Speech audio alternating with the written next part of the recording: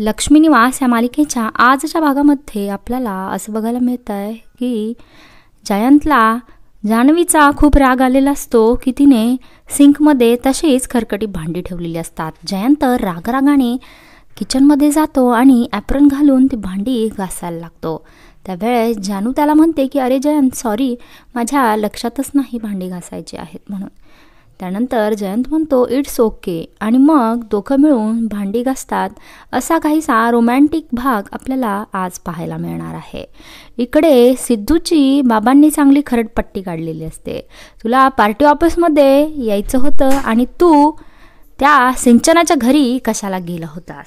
सिद्धू काहीही बोलत नाही, परंतु बाबांना थोडासा संशय आलेला असतो.